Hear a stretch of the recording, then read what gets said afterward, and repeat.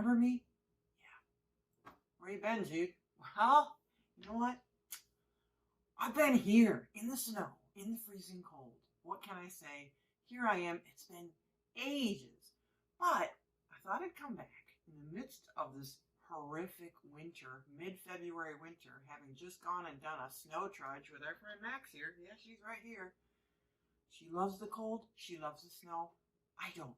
Anyways, so a week or two ago, a friend of mine from London, where I used to live, not that I'm bragging, sent me this drink. Not the drink itself, but like a recipe for a drink, and said, I had 4 of these at lunch. Okay, 4? Just kidding. I mean, 4. Okay, well, it's called the Twinkle. Right now, I made the joke back, did you actually order that and say like a Twinkle? Because, it's a cute little name, isn't it? But anyways, it's an amazing drink. Okay, so the Twinkle, this is what I'm going to make. The Twinkle was made by a guy named Tony Conigliaro. Who's probably actually English, at the Lonsdale in England, in London, and it was made in celebration of Downton Abbey. Now, okay, I wouldn't be American if I didn't love Downton Abbey. And they're coming out with a new film. Oh my gosh. So I thought, well, what the heck? Let's make the Twinkle. Okay, the Twinkle is a boozy drink. It's like way down on the boozy scale. So don't be fooled just because it's called the Twinkle. What are you doing, Max? Back and forth. Let me out. I want to go out. Okay, just an aside. So in October, I gave Max this like really expensive like femur bone, and she goes out back and she buries it. Just playing with the toy now.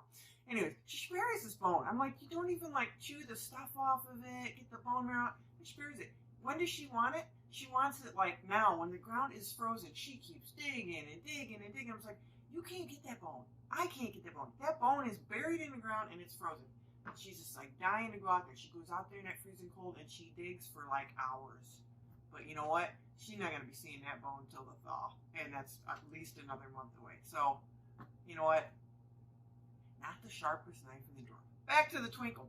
The original Twinkle that Tony made wasn't as boozy as this one. Okay? So it has 3 simple ingredients. It has, and excuse me for not having the exact proper ingredients that the difference guy says you had. It has vodka, apparently Kettle One, but I'm going to use Grey Goose, okay, French, because you know what? It's all French if we're thinking about it. Saint Germain elderflower liqueur, a little bit of that. This is French, made from the elderberry, the flower of the elderberry. It's a little bit sweet, but it balances the drink. And then it's supposed to have champagne. Okay, you know what? Champagne here has gotten out of control. Yes, it has. I mean, a decent drinkable bottle of champagne was starting at $60, and I can't just like buy a $60 bottle of champagne to make a cocktail, because then you know what I have to do? I have to drink the rest of the bottle before it goes flat. And okay, you know what? Could I? Yes. Do I want to? No. So I'm going to use Prosecco. I'm sorry. And also, just so that you know, Prosecco and champagne are different things. Both sparkling wines, but from different countries using different grapes. This uses the Glera grape from Italy, and there's probably not probably, but it's less bubbly. So it's gonna go flat quicker. It doesn't have as many sparklies, but it's still gonna add that sparkle. Get a dry Prosecco if you're gonna make this. It should be like a brut, not sweet. This drink is not sweet. It's kind of half in between sweet and dry sour. So the little elderflower is a little sweet, but everything else is balancing it out. And it's going to knock you on your booty. Okay, so let's make it. It's going to go into a coupe glass, which I've had in the freezer for like a long time. Because you know what? In the winter, am I doing cocktails? Oh yeah, okay. Every day at the end of the day I have a martini, but you know what? I'm not making cocktails. Okay, so we're going to shake 2 things, and we're not going to shake the sparkling.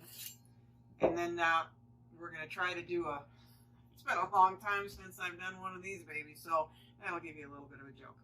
So basically, take our shaker, and it's going to be, this is going to be fun. I'm just going to open this up now, because I should have opened it up before, because what if I can't get it open, and then you guys are laughing, you know, I have a bad hand. You know, my hand's not good. Let's just say that up front, okay? So it's not always easy for me to open up things like this. This will be edited out. Wait a minute, maybe it won't. Okay, we can do it. It's moving. It's moving.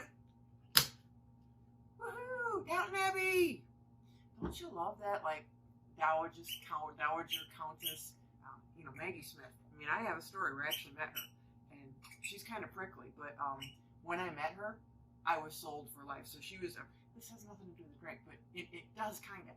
So she was at a play at the Haymarket Theater, which, you know, our building where I used to work when I lived in London, not that I'm bragging, was right there. So we were coming home one night, and people were waiting out back for her to exit so they could, you know, get her autograph. And I was with a friend and her little grandson. He was like on a little vacation from Wales. And I said, hey, Maggie Smith's coming out there. And he's like, who's that? I was like, that's, what's her name? You know, from Harry Potter. What is it? I don't know. Whatever. That woman. Okay. So we go up there and she comes out and she was pretty nice to people. And then she sees this little boy and she goes, oi! Like, oi, right? She goes, oi! What are you doing here? What are you doing up so late? He's like, I'm with my nan, and you know, we just went to a concert, and not to your play, but we went to a concert, and she said, do you have anything I can sign? And he gave her the program, and she signed it. That's it, Professor McGonagall. So she signed it to Fabian from Professor McGonagall. Fabian, remember that? I don't know if you do. And then I took a little picture on this phone. I was never able to get it off, but she was really nice to him. So I was like, okay, fans. Okay, but she's amazing on that show, on Downton Abbey. She's hilarious. Okay, so back to the Twinkle, which was made for Downton Abbey. Wow, this is going to be a long episode. Okay, so let's recognize this. This was a gift from that person who had 4 of these babies. Just saying. Okay, so we're going to take our vodka. It's going to be 2 ounces or 60 milliliters of vodka and 2 ounces of champagne or Prosecco and just a half an ounce of... Okay, so the original one was made with elderflower cordial. That's not alcoholic. This is elderflower liqueur, which is alcoholic. So this is like different kind of take on the original. So I'm going to do 2 ounces of vodka. Man, Saturday afternoon. I know what I'll be doing after this. Woo-hoo. And then just a half ounce, which is 15 milliliters of the Saint-Germain liqueur. Now, like I said, if you want to make a cordial that doesn't have alcohol in it and use that instead, or get the cordial, which kind of hard to find here in the United States, but you can get it in England pretty easy. So do the half ounce of that. We're not going to put the sparkling in there because what happens when you shake sparkling? It doesn't take a genius to know the answer to that. Fill it up with some ice, lots of ice, and we're going to shake it. Shake, shake, shake. Max is chewing on some.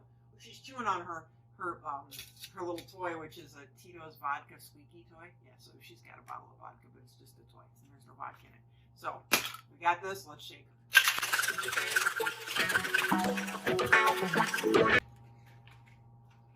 Okay, there we go. Now we're going to strain this into our chilled coupe glass. You know, you could also use a Nick and Nora glass. I think that was the original, but I think this whole, like, adding the sparkling calls for a sort of fake champagne glass. They used to use these for champagne, and some people still do, like the wide ones, but it's not the appropriate glass for champagne. I don't know. I mean, I'm into glasses, so all right, I'm gonna measure this. Although, why bother? Just top it, right? But if we top it, we're gonna get too much of the sparkling in there, and I don't want to lose the balance. So, because you know, when I say top it, I just fill it up to the top, right? So here we go. It probably merits a nice thin, twirly one to make it look beautiful, but you know, I don't do that sort of thing. Give it a little twist, a little squeeze. Ooh, yeah. Do that, and there we go. Bob's your uncle. Ladies and gentlemen, twinkle, twinkle, little star. Here it is, the Twinkle. Happy Saturday. Happy Downton Abbey.